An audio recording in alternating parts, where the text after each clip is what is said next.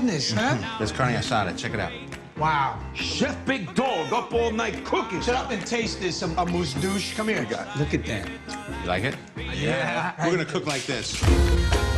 We're being reviewed by the most important critic in the city. Now suddenly you're going to be an artist. Well, be an artist on your own time. It's my restaurant. The kitchen is my domain. That was our deal. The deal is now changed. Either you stay or you go. So you're threatening to fire me now? No, I'm telling you what I'm prepared to do if you don't cook my menu. It's up. The review's out. His dramatic weight gain can only be explained by the fact that he must be eating all the food sent back to the kitchen. You didn't like what they wrote about you? I didn't like it either. Who cares? I do, because I could have done better. I should have cooked food that I was gonna cook. There are chefs that cook food that they believe in, and people will try because they're open to a new experience, and they'll end up liking it. Hey, what are you doing? Don't do it. What are you writing? Chef, don't. That's not a good idea. Just listen. I won't send it until we all say it's okay. Why don't you come by again tonight? I got a whole new menu just for you, asshole. Oh, no. That's not good. Give me the phone. Give me the phone. Don't do it. That's out there now, bro. It happens. Why would you do You that? can't take that back.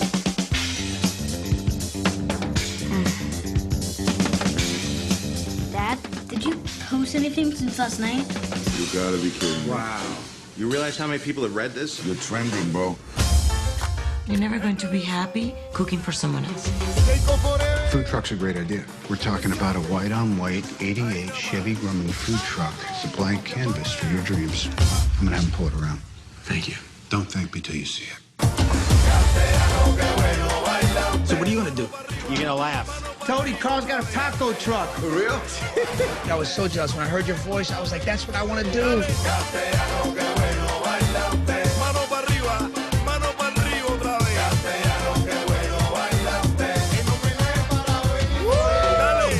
I get to touch people's lives with what I do, and I love it.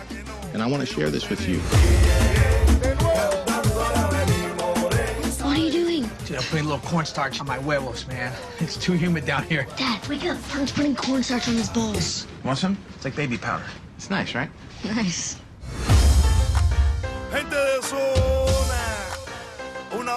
So I didn't review this trailer when it first came out because it just kind of slipped through the cracks. But as a result, I was going to skip it because I felt I'd missed the boat.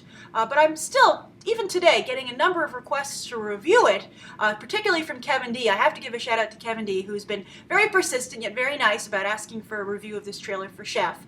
So today, I guess I didn't miss the boat. I'm going to share my review for a trailer that I'm surprised at how popular it has become, especially because this is for a small indie film, but it's doing quite well online, better than some trailers for some blockbusters. I've seen some uploads that have almost, or actually over 500,000 views, and that's very impressive for a small, tiny film like this. And I think that speaks to Jon Favreau. I think Jon Favreau should feel really nice about this, because the reason the trailer is getting so many hits is because of the involvement of Scarlett Johansson and Robert Downey Jr., his Iron Man team. He cast those two actors as Iron Man and Black Widow, which has helped their careers tremendously. And I think that it's nice that they've returned to help him out on this small film, because of course, obviously, he had to leave the Iron Man franchise after Iron Man 2 was largely a miss. I mean, it did very well at the box office, but I think a lot of the higher-ups and the audience were unhappy with how it turned out. I liked it, but obviously, I think I was in the minority there. And there were some rumors that Robert Downey Jr. had requested that Jon Favreau leave and they get new talent for the third entry. Maybe he's regretting that after the third entry blowback. He thought Iron Man 2 was bad. I think he had no idea what was in store under Shane Black's direction, but still, the movies are making a tremendous amount of money. Robert Downey Jr. is still doing quite well, so let's just have that all be water under the bridge, and he's coming out and helping Jon Favreau with a very small role. I mean, they're both in the trailer here, but I would not... Scarlett Johansson's role might be bigger, but Robert Downey Jr. I'm sure has a very tiny role here. He's very busy, and from what I've seen of coverage of the film, these are really just cameos. But anyway, they're serving their purpose and getting a lot of attention for Jon Favreau's really small film. And there are a lot of great cast members here. Dustin Hoffman, John Leguizamo, Bobby Cannavale, very good actors, and it's nice to see everybody. I mean, clearly, I think one of the, as I said, the big takeaway here is how much everyone likes Jon Favreau. He's very well liked, obviously, in the industry, that he can assemble this kind of a cast for such a small small film that I don't think has very good box office prospects. We'll see. I mean, maybe Robert Downey Jr. and Scarlett Johansson can power it even further beyond the trailer. We'll see. Beyond the trailer. But what do I think of the film itself? I mean, I've seen some reviews of this film because it's playing the festival circuit, and one of the things that people have pointed out is that it's really Jon Favreau's commentary on the movie business to some degree. He's just substituting food for film, and the idea of working for a studio, aka a restaurant, versus indie film. That's his food card. It's this much smaller budget, much smaller resources, but you're able to do what you want. So I think, I guess Jon Favreau must have had a very difficult time with what happened with Marvel to be inspired to make this film. And again, I'm sure they're on good terms. I mean, he still has a lot of deals in development with Disney, although none have come to fruition. That must also be kind of difficult for him. I mean, he's supposed to be doing the Jungle Book film. He was supposed to do Kingdom Keepers. He had all kinds of projects over there. And I think the Andy Serkis Jungle Book taking shape over at Warner Brothers might potentially endanger him yet again in his project at Disney. But I think Jon Favreau is someone who, so that's my takeaways from this. He's very well loved in the industry. His connections are very strong, which I think is great. It's, as everyone always says, it's a business of relationships.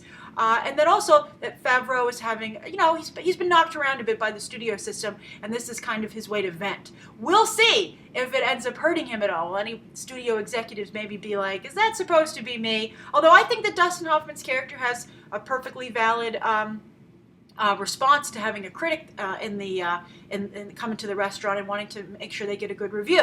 I mean, obviously the food, as you can see, it doesn't work out so well, but I mean, I'm surprised Dustin Hoffman hasn't been sampling the food before the critic showed up. I mean, I think that's a very negative view of big business. This is obviously to the extreme. I would never want to say that you should paint big businesses entirely evil and small businesses entirely good and the side of justice and right. I think it's very gray. Business is a very gray area. But the film looks interesting to me. It looks more like a rental than something I would see in theaters. But I'm curious to what you guys think about it. Why do you think it's getting so much attention online? Do you think it's the involvement of Robert Downey Jr. and Scarlett Johansson, or do you think people like the message that Jon Favreau is trying to get out here? And is this something you think that you would see in theaters, or is this something that you would rent or perhaps watch on an airplane or in a hotel room? So write your thoughts down below. And also, what do you think of the message of what he's really saying about the movie business? Oh, finally, one thing I wanted to add. Also, you might not be aware of this, but Oliver Platt's brother is actually a very famous food critic here in New York City for New York Magazine. So I guess hopefully he got some tips from his brother on how to play that role.